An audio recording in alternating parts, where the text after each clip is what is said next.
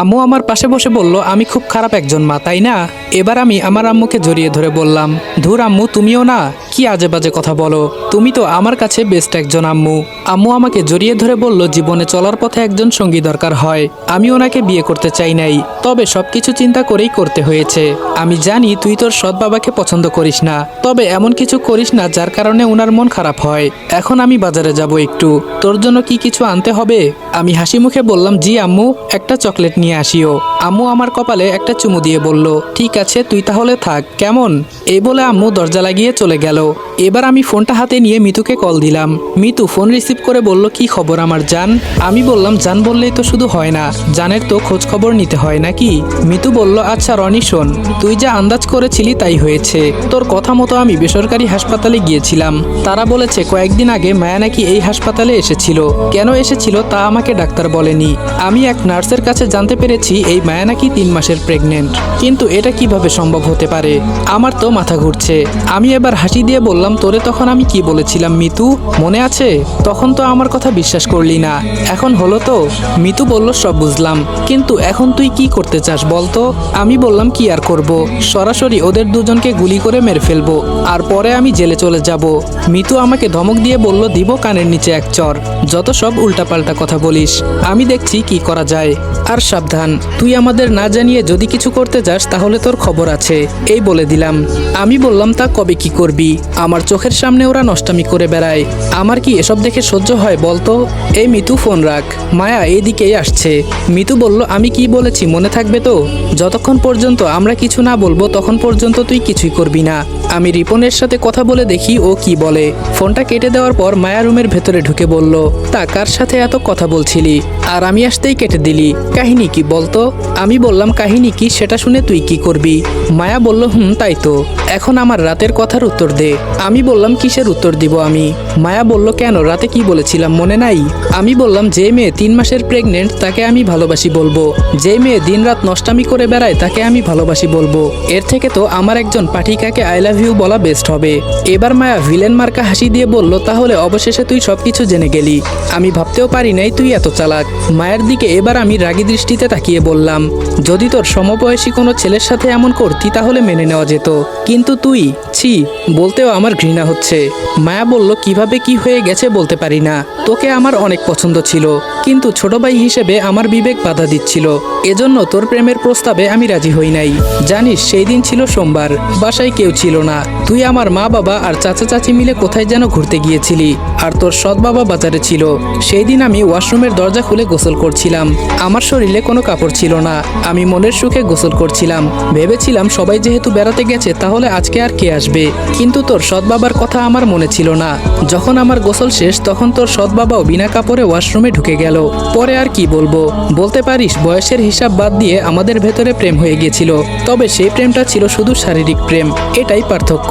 আর যখন আমি জানতে পারি আমি প্রেগনেন্ট তখন চিন্তা করি এই অপবাদ তো কাউকে চাপিয়ে দেওয়া যাবে না, তাই তোর সৎ বাবা আর আমি মিলে পরামর্শ করলাম সেটা তোর উপর চাপিয়ে দিব, কেমন হবে বলতো? এক ঢিলে 2 পাখি।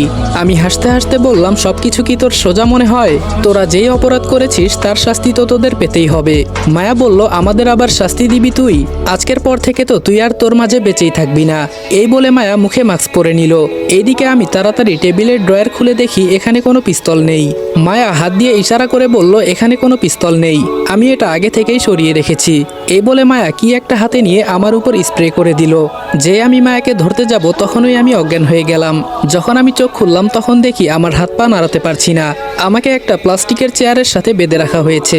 আরে এটা তো আমার রুম। হঠাৎ বিছানার উপর চোখ পড়তেই দেখি মায়া আর আমার সৎ বাবা তারা শারীরিক সম্পর্কে লিপ্ত। এসব দেখে সাথে সাথে আমি চোখ বন্ধ করে নিলাম। তো গাইস, গল্পের নেক্সট পার্ট যদি দেখতে চাও তাহলে তোমরা রেদন অল এসএম ভাই ইউটিউব চ্যানেলে চলে যাও। ইউটিউব চ্যানেল লিঙ্ক টিকটক বায়োতে দেওয়া আছে। তাছাড়া ইউটিউবে গিয়ে সার্চ করলে পেয়ে যাবা, রেদন অল এসএম ভাইয়া সার্চ করবা, তাহলে আমাদের গল্পটা সবার আগে পেয়ে যাবা। আর সবার আগে কিন্তু ইউটিউবেই আসে।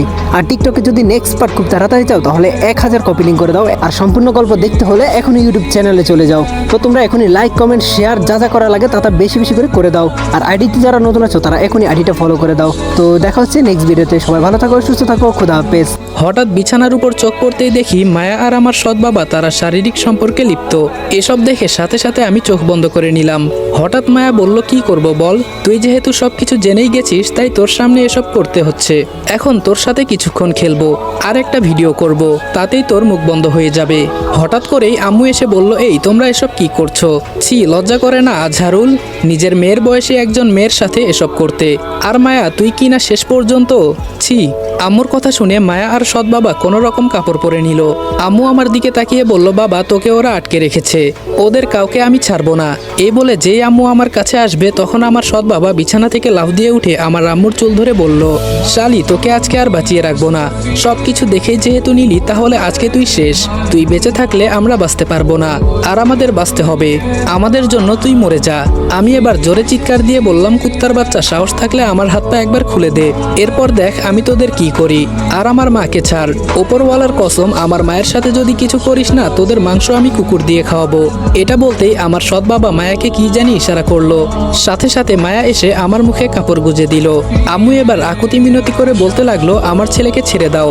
এবার আমার সৎ বাবা আম্মুর মুখে কাপড় গুজে দিয়ে মায়াকে বলল, রান্নাঘর থেকে লম্বা ছুরিটা নিয়ে আসো। এটা শোনার সাথে সাথে আমি চেয়ার সহ একটা লাফ দিলাম, কিন্তু আফসোস চেয়ার সহ আমি নিচে পড়ে গেলাম। প্লাস্টিকের চেয়ার প্রায় অর্ধেক ভেঙে গেছে, নিচু হয়ে পড়ে আছি আমি। আম্মুকে ধরে আমার সৎ বাবা আমার কাছে এসে পা দিয়ে আমার মুখে জোরে একটা লাথি দিয়ে বলল, তুই আমার পথের কাঁটা ছিলি, তোকে কিভাবে কি করতে হবে আমি সেটা জানি। অনেক আগেই তোকে মারতে চেয়েছিলাম, কিন্তু মারি নাই একটা কারণে, মায়ের পেটে আমার যেই সন্তান আছে সেটা তোর উপর দিয়ে চালিয়ে নিব। কিন্তু আজকে তোর মা আমাদের মাঝে এসে অনেক বড় ভুল করলো রে, তোর মাকে যে এবার মরতে হবে। আর আমি তো তোদের সম্পত্তি পাওয়ার জন্য তোর মাকে বিয়ে করলাম, যদি বাঁচাতে পারিস তো বাঁচিয়ে দেখা, না হলে ভাব আমি না তুই কাপুরুষ। এইদিকে আমার চোখ দিয়ে পানি পড়ছে, মনে মনে শুধু এইটুকু বলছি, আমার আম্মুর যেন কিছু না হয়। এই পৃথিবীতে আজকে আমার থেকে অসহায় মানুষ মনে হয় আর কেউ নেই। নিজের চোখের সামনে আমার আম্মুকে মারবে বলেছে, আর আমি কিছুই করতে পারছি না। কিছুক্ষণ পর মায়া লম্বা একটা ছুরি নিয়ে রুমের ভেতরে ঢুকলো। মায়া কাপা কাপা হাতে ছুরিটা আমার সৎ বাবার হাতে দিল। আমি নিজেকে ছাড়ানোর চেষ্টা করছি বলে মায়া আমার কাছে এসে আমাকে সোজা করে বলল, এখানে চুপচাপ বসে থাক, বেশি নড়াচড়া করবি না, না হলে এটা কিন্তু আগে তোর গলায় চালাবো। মায়ের কথা শুনে আমার চোখ থেকে এক ফোঁটা জল গড়িয়ে পড়লো। আমি মায়াকে চোখের ইশারা করে বোঝাতে চাচ্ছি উনি তোর আপন চাচি হয়, প্লিজ এমন করিস না, যা করার দরকার হয় আমার সাথে কর। আমি কি বুঝাতে চেয়েছি হয়তো মায়া তা বুঝে গেছে, এজন্য মায়া আমার সামনে থেকে সৎ বাবার কাছে গিয়ে বলল, এখন তাহলে তুমি কি করতে চাও, যা করার তাড়াতাড়ি করো। আমার সৎ বাবা বলল, কি করতে চাই মানে, তুমি এই ছেলের চোখ বেঁধে দাও, বাকিটা আমি দেখছি কি করা যায়। এই কথা শুনে মায়া আবার আমার কাছে আসলো। এবার আমি চোখের পানি ছেড়ে শেষবারের মতো মায়ের দিকে অসহায় হয়ে তাকালাম, কিন্তু মায়া এসে আমার চোখ বেঁধে দিল। আজকে নিজেকে সত্যি কাপুরুষ মনে হচ্ছে, যদি আমার আম্মুর কিছু হয় না তাহলে আমি ওদের কাউকে ছাড়বো না। অনেকক্ষণ হয়ে গেল রুমে কোনো রকম সারা শব্দ নেই। আমার রুমটা একেবারে নীরব, তবে আমার বুকের ভয়টা যেন বেড়েই চলেছে। ওরা আবার আমার আম্মুর সাথে কিছু করবে না তো? ইস, কেন যে আম্মু এই সময়ে আসতে গেল। হঠাৎ করে মায়া আমার চোখের বাঁধন খুলে দিল, কিন্তু মায়ের হাত রক্তে লাল হয়ে আছে। তাড়াতাড়ি আমি সামনে তাকিয়ে দেখি আমার সৎ বাবার হাতে ছুরিটা, আর আমার আম্মুর 3টা টুকরো নিচে 3 দিকে পড়ে আছে। এখন মনে হচ্ছে যেন আমার কলিজাটা ফেটে যাচ্ছে, চোখ আর খোলা রাখতে পারলাম না। আপনি অজ্ঞান হয়ে গেলাম আম্মুর এমন অবস্থা দেখে। যখন আবার আমার জ্ঞান ফিরল তখন দেখি মায়া পানির মগ হাতে দাঁড়িয়ে আছে, আর আমার আম্মুর 3টা টুকরো আগের জায়গায় পড়ে আছে। আমার সামনে আমার আম্মুকে। আমি সত্যি একটা কাপুরুষ সন্তান হয়ে আমি আমার আম্মুকে বাঁচাতে পারলাম না। চোখের পানি যেন কোনোভাবেই আটকাতে পারছি না। মায়া আবার আমার সৎ বাবাকে প্রশ্ন করলো, আমাদের কিছু হবে না তো? আমরা আবার কোনোভাবে ধরা পড়ব না তো? আমার সৎ বাবা উত্তর দিল, সেই ব্যবস্থাও আমি করেছি, ওকে অজ্ঞান করে দাও। এই বলে সে বেরিয়ে গেল। মায়া আমার কাছে এসে মাথা নিচু করে বলল, নিজেকে বাঁচানোর জন্য আজকে আমি আমার আপন চাচিকে খুন করে দিলাম। মাফ করে দিস আমাকে। একটু সুখের আশায় আমি এতটা পরিমাণে খারাপ হয়ে যাব ভাবতে পারি নাই। আজকে আমি নিজ হাতে। এই বলে মায়া আবার আমার মুখের উপর কি একটা দিয়ে স্প্রে করে নিল। সাথে সাথে আমি আবার অজ্ঞান হয়ে গেলাম। যখন আমি চোখ খুললাম তখন সামনে তাকিয়ে দেখি আমার হাতে হাত করা লাগানো, আর 3জন পুলিশ আমার সামনে পিস্তল তাক করে দাঁড়িয়ে আছে। অন্যদিকে আমার সৎ বাবা নিচে পড়ে কান্না করে বলছে, আমার বউকে এই ছেলে মেরে ফেললো, কিভাবে পারলো নিজের মাকে খুন করতে। আমি একটু বাজারে গিয়েছিলাম আর এই সুযোগে, এই বলে কান্না করতে লাগলো আরো বেশি করে। আমার ভেতরে এখন এইটুকু জ্ঞান বুদ্ধি নেই যে আমি কাকে যে কি বলবো। শুধু আমার আম্মুর কথা মনে হচ্ছে, যে আম্মু সবসময় আমাকে আদর সোহাগ দিয়ে এতটা বড় করেছে, আর আজকে আমার জন্য না না আর কিছুই বলতে পারছি না। আমার পুরো শরীরে রক্তের ছিটে ফোঁটা ভেসে আছে। আমার মুখের উপর থেকে কাপড় নেওয়ার পর আমাকে জিজ্ঞেস করা হলো, এই ছেলে তুমি তোমার আম্মুকে খুন করলে কেন? আমি কোনো কথা বলছি না, এক দৃষ্টিতে আমার আম্মুর মুখের দিকে তাকিয়ে আছি। এইদিকে আমার সৎ বাবা বলল আমি একটু বাজারে গিয়েছিলাম আর মায়া নাকি রান্নাঘরে ছিল। এই সুযোগে এই ছেলে তার মাকে রুমে ডেকে নিয়ে খুন করে দিল। আমি এসব কিছুই জানতাম না স্যার। পরে মায়া আমাকে ফোন করে সবকিছু বলে, তাই আমি তাড়াতাড়ি এসে ওকে আটকাই। আমাকেও খুন করতে চেয়েছিল এই ছেলে স্যার। এই দেখেন আমার হাতে আঘাত করেছে। ভাগ্য ভালো ছিল যে মায়া আর আমি মিলে ওকে অজ্ঞান করে রাখি, না হলে আমাদেরও মেরে ফেলতো। ও খুনি হয়ে গেছে স্যার, ওকে ফাঁসি দিন। পুলিশ অফিসার বলল, আমার জীবনে আমি এমন কেস পাই নাই। একটা ছেলে তার নিজের মাকে কিভাবে খুন করতে পারে। এবার আমি নিচে থেকে ছুরিটা লাফ দিয়ে নিয়ে যেই আমার সৎ বাবার কাছে যাব তখন 3টা পুলিশ আমাকে ধরে ফেললো। জোরে চিৎকার দিয়ে বললাম, আমার মাকে তুই খুন করেছিস, এর হিসাব মনে রাখিস। ফিরে আসবো আমি, অবশ্যই ফিরে আসবো, তবে খুব ভয়ঙ্কর ভাবে। মায়া, তোকে আমি এমন ভাবে যৌন নির্যাতন করব যার কারণে প্রতিটা মুহূর্তে তুই মরতে চাইবি। আজকে তোর কারণে আমার আম্মুকে মরতে হয়েছে। আর কিছুই বলতে পারলাম না, চোখের পানি ছেড়ে ইচ্ছামতো কান্না করতে লাগলাম। আমার কথা শুনে আমার সৎ বাবা বলল, স্যার দেখেন এই ছেলে এখন কিভাবে অভিনয় করছে, আপনি দেখছেন তো এখন আমাদের কিভাবে আপনাদের সামনে মারতে এসেছিল। পুলিশ অফিসার বলল, এই একে নিয়ে চলো আর এই লাশের দাফন কাফন সম্পন্ন করো তাড়াতাড়ি। আর আপনারা কোনো চিন্তা করবেন না, এই ছেলের ফাঁসি হবে নিশ্চিত। অলরেডি বাহিরে আমাকে দেখার জন্য অনেক মানুষ এসেছে। পুলিশ আমাকে নিয়ে যেই বাহিরে যাবে তখন পুলিশ অফিসারের দিকে আমি তাকিয়ে বললাম, আমার মৃত্যুদণ্ড হোক আর যাই হোক না কেন, আমি আদালতের রায় মাথা পেতে নিব, তবে যাওয়ার আগে আমাকে আমার মায়ের জানাজা পড়তে দিন। পুলিশ অফিসার উল্টা আমাকে ধমক দিয়ে বলল, নিজের মাকে খুন করে আবার জানাজা পড়তে চাস? তোদের মতো কুলাঙ্গার সন্তান আছে বলেই আজকে আমাদের দেশটা নষ্ট হচ্ছে। আমি আর কিছু বললাম না, চুপচাপ পুলিশের সাথে বাইরে যেতে লাগলাম। তো গাইস, গল্পের নেক্সট পার্ট যদি দেখতে চাও তাহলে তোমরা রেদন অল এস এম ভাই ইউটিউব চ্যানেলে চলে যাও। ইউটিউব চ্যানেল লিঙ্ক টিকটক বায়োতে দেওয়া আছে। তাছাড়া ইউটিউবে গিয়ে সার্চ করলে পেয়ে যাবা, রেদন অল এস এম ভাইয়া সার্চ করবা, তাহলে আমাদের গল্পটা সবার আগে পেয়ে যাবা। আর সবার আগে কিন্তু ইউটিউবেই আসে। আর টিকটকে যদি নেক্সট পার্ট খুব তাড়াতাড়ি চাও তাহলে 1000 কপি লিঙ্ক করে দাও। আর সম্পূর্ণ গল্প দেখতে হলে এখনই ইউটিউব চ্যানেলে চলে যাও। তো তোমরা এখনই লাইক কমেন্ট শেয়ার যা যা করা লাগে তা বেশি বেশি করে দাও। আর আইডিতে যারা নতুন আছো তারা এখনই আইডিটা ফলো করে দাও। তো দেখা হচ্ছে নেক্সট ভিডিওতে। সবাই ভালো থাকো, সুস্থ থাকো, খোদা হাফেজ। পুলিশ আমাকে নিয়ে যেই বাহিরে যাবে তখন পুলিশ অফিসারের দিকে আমি তাকিয়ে বললাম, আমার মৃত্যুদণ্ড হোক আর যাই হোক না কেন, আমি আদালতের রায় মাথা পেতে নিব, তবে যাওয়ার আগে আমাকে আমার মায়ের জানাজা পড়তে দিন। পুলিশ অফিসার উল্টা আমাকে ধমক দিয়ে বলল, নিজের মাকে খুন করে আবার জানাজা পড়তে চাস? তোদের মতো কুলাঙ্গার সন্তান আছে বলেই আজকে আমাদের দেশটা নষ্ট হচ্ছে। আমি আর কিছু বললাম না, চুপচাপ পুলিশের সাথে বাইরে যেতে লাগলাম। এইদিকে সবাই আমাকে দেখে আমার মুখে থুতু দিচ্ছে, আর সবাই বলা বলি করছে এতটা ভালো একটা ছেলে, কারো সাথে কোনোদিন রেগে কথা বলে নাই, কিন্তু আজকে এই ছেলে ওর মাকে খুন করে ফেললো। আমাদের তো বিশ্বাস হচ্ছে না, আর করবেই বা না কেন? আজকাল ছেলেপেলেদের ভেতরে কি যে চলে তা জানা মুশকিল। মনে মনে আমি বললাম, আজকে আমি খুন না করেও খুনি, তাও সেটা আমার মায়ের। জানি এখানে আমি কোনো কিছু বললে কেউ বিশ্বাস করবে না, তাই চুপ করে রইলাম। আমার ভেতরে এখন যে কি চলতেছে সেটা শুধু আমিই জানি। শুধু পারছি না এই পুলিশের জন্য, ওরা আমাকে আটকে রেখেছে। পুলিশের জিপে ওঠার পর আমার সৎ বাবা আবার বাহিরে এসে বলল, স্যার। পুলিশ অফিসার বলল, আরে তোমরা কিছু চিন্তা করো না, এই ছেলের ফাঁসি হবে, আমি গ্যারান্টি দিচ্ছি। যে নিজের মাকে মারতে পারে এই ছেলে অবশ্যই দেশের ক্ষতি করতে পারে। যদিও ওর মৃত্যু না হয় আমি ওকে গুলি করে মারবো, চিন্তা করবেন না। আমার সৎ বাবা বলল, দেখেন স্যার, বিষয়টা এটা না। আমার যে ছোট মেয়েটা আছে ভেতরে দেখলেন, মানে এই ছেলের চাচাতো বোন হয়। এই ছেলের বাচ্চা আমার মেয়ের পেটে। এখন কি করব বলেন? আমি খুব বিপদে আছি, যদি ওর মা জানতে পারে। আমি এটা নিয়ে খুব টেনশনে আছি। এটা শুনে পুলিশ অফিসার আরো বেশি ক্ষেপে গেল, শুধু বলল, এসব বিষয় আমি পরে দেখছি, এই গাড়ি চালাও। আমি চুপচাপ বসে আছি, একদম বোবা হয়ে গেছি। এছাড়া আমার কাছে কোনো উপায় নেই। বিপদে বন্ধুরাও আসবে না। আর আমার এই পৃথিবীতে আপন থাকার মতো আমার আম্মু ছিল, কিন্তু তাকেও ওরা মেরে ফেললো। হঠাৎ দেখি আবার রাস্তায় জ্যাম লেগে আছে। একজন কনস্টেবল বলল, স্যার ওই দিনের মেয়েটা হয়তো এখানে এসেছে, আমাদের অপেক্ষা করতে হবে। যদি কিছু না মনে করেন একটা কথা বলবো স্যার। পুলিশ অফিসার বলল, বলো। কনস্টেবল বলা শুরু করলো, স্যার অনেক দিনের ইচ্ছা ছিল বিশ্ব সুন্দরীকে দেখব, যদি বলেন তো।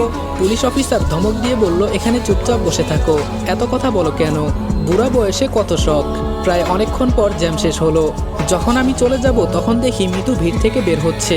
হঠাৎ করে মিতুর চোখের উপর আমার নজর পড়তেই মিতু আমাকে দেখে জায়গায় দাঁড়িয়ে গেল। ও হয়তো ভাবতেও পারছে না আমার হাতে হাত করা লাগিয়ে পুলিশ নিয়ে যাচ্ছে। আজকে 5 দিন হলো আমাকে একা একটা শিকলবন্দি রুমে আটকে রাখা হয়েছে। আমার সম্পর্কে সবকিছু জানতে তদন্ত কমিটি গঠন করা হয়েছে। তারা সবশেষে এটা জানতে পারে যে আমার আম্মুকে আমি নিজেই মেরেছি। এজন্য আদালত থেকে আমাকে সরাসরি ফাঁসির রায় দেওয়া হলো। শুধু এইটুকুই বলেছে, ফাঁসির ডেটটা পরে জানানো হবে। সকালে বসে আছি, হঠাৎ একজন কনস্টেবল আমাকে এসে বলল, মিতু আর রিপন নামে 2 জন এসেছে, তারা আপনার সাথে দেখা করবে। মনে রাখবেন আপনার সময় কিন্তু 20 মিনিট। আমাকে ছেড়ে দেওয়া হলো, কিন্তু আমার হাতে হাত করা লাগিয়ে আবার আরেকটা দেওয়ালবন্দি রুমে নিয়ে গেল। স্পষ্টভাবে অন্য পাশ থেকে মিতুকে আর রিপনকে দেখা যাচ্ছে। কনস্টেবল আমাকে রেখে দূরে চলে গেল। আমি এবার নিচে বসে বললাম, আপনারা এখানে কার খোঁজে এসেছেন? ধপ করে রিপন বলল, এত কিছু হয়ে গেল আর আমরা জানতে পারলাম না। আমি জানি এসব তুই করিস নাই, তোর সৎ বাবা আর মায়া মিলে এসব করেছে, আমরা ছাড়বো না ওদের। আমি বাহিরে হাতটা দিয়ে বললাম, আমার হাতের উপর তোর হাত দে। ওরা আমার কথা মতো তাই করলো। আমি এবার বললাম, আমাদের বেস্ট ফ্রেন্ডের কসম, তোদের আমার জন্য কিছু করতে হবে না, সবকিছু বাদ দিয়ে দে। হ্যাঁ, আমি আমার আম্মুকে খুন করেছি, এটাই হয়তো আমার ভাগ্যে লেখা ছিল। আর মিতু, তোকে একটা কথা বলি, জীবনে অনেক ছেলে পাবি, কিন্তু রিপনের মতো কাউকে পাবি না। রিপন তোকে অনেক ভালোবাসে, কিন্তু ভয়ে বলে না। যদি বেস্ট ফ্রেন্ডের সম্পর্ক নষ্ট করে দিস। আমি এসব জানতাম না, কিন্তু ওর ডায়েরি পড়ে সবকিছু জেনেছি। আমি চাই তোরা 2 জন বিবাহ করে সুখে থাক। আর মনে করবি আমাদের জীবন থেকে একজন বেস্ট ফ্রেন্ড হারিয়ে গেছে, ভাববি মারা গেছে সে। রনি নামে কেউ ছিল না। একটা কথা কি জানিস মিতু, তোদের আদর করার জন্য মা বাবা ভাই বোন সবাই আছে, কিন্তু আমার জন্য এই একজন আম্মুই ছিল। কিন্তু ওরা আমার আম্মুকে বাঁচতে দিল না। কি করব বল? তখন আমার কিছুই করার ছিল না। ওরা আমাকে বেঁধে রেখে এসব করেছে। জানি তোরা চেষ্টা করলেও আমাকে বাঁচাতে পারবি না।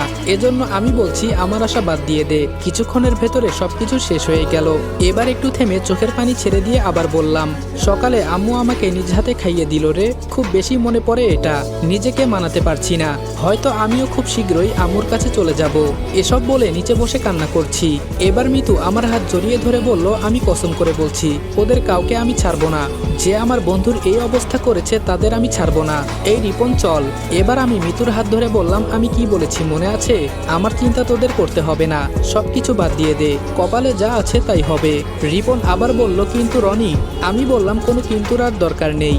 যেখানে সবকিছু আমার বিরুদ্ধে, সেখানে তোরা আর কি করবি? তবে একটা জিনিস আমার খুব কষ্ট লাগলো, আমার নিজের আপন চাচাতো বোন কিভাবে এটা করতে পারলো। আমি ওর নিজের মায়ের পেটের ভাই না হই, কিন্তু চাচাতো ভাই তো ছিলাম। ওরা যদি আমাকে বলতো তাহলে আমি আমার আম্মুকে নিয়ে এই গ্রাম ছেড়ে অন্য কোথাও চলে যেতাম, কিন্তু ওরা তা হতে দিল না। রিপন মাথা নিচু করে বলল, আমরা চেষ্টা করে দেখব কি করা যায়। এবার আমি কষ্ট লুকিয়ে হাসি দিয়ে বললাম, যা তোরা, আমার জন্য এত চিন্তা করিস না, আর আমি তোদের অনেক মিস করব। আর রিপন, একটা কথা, যদি আমাকে ফাঁসি দেওয়া হয় তাহলে আমি মরার পরে ওদের 2 জনকে জ্যান্ত পুড়িয়ে কুত্তা দিয়ে ওদের মাংস খাওয়াবি, এর আগে না। এই একটা আবদার তুই পূরণ করবি না? রিপন এবার আমার হাত ছেড়ে জোরে জোরে কান্না করে বলল, আজকে আমাদের চোখের সামনে আমার বেস্ট ফ্রেন্ড এই কথা বলছে, আমি পারলাম না রে, মাফ করে দিস। আমি শেষবারের মতো মিতুর দিকে তাকিয়ে বললাম, অনেক ভালোবাসি রে তোদের 2 জনকে, কিন্তু এখন তোদের পথ আলাদা আর আমার পথ আলাদা। 20 মিনিট আমার হয়তো শেষ হয়ে গেছে, তবে যাওয়ার আগে একটা কথা বলি, যদি আমি আবার এই গ্রামে বেঁচে ফিরে আসি তবে সেটা খুব ভয়ঙ্কর ভাবে হবে। এজন্য দোয়া কর আমার যেন ফাঁসি হয়ে যায়, না হলে ওদের কাউকে আমি ছাড়বো না। আজকে বিনা কারণে জেলে আছি, কারণ আমার পক্ষে কেউ কথা বলবে না, যেখানে আমার আপন 2 জন আমার বিরুদ্ধে, আবার ওরাই খুনি। এসব বলতে বলতেই পেছনে কনস্টেবল এসে বলল, আপনার সময় শেষ, চলেন। ভেতরে যাওয়ার আগে রিপন বলল, তোর জন্য অপেক্ষায় আছি। আমার মন বলছে তুই অবশ্যই ফিরে আসবি, তবে তুই চিন্তা করিস না, তোর কথাও রাখবো। পেছনে ফিরে তাকিয়ে দেখি মিতু আমার দিকে অসহায় হয়ে তাকিয়ে আছে। আমি জানি ওরা আমার কতটা কাছের বন্ধু। বন্ধুত্বের দোহাই দিয়েছি দেখেই ওরা হয়তো আজকে বেঁচে গেল, না হলে রিপন গিয়ে আজকেই ওদের শেষ করে দিত।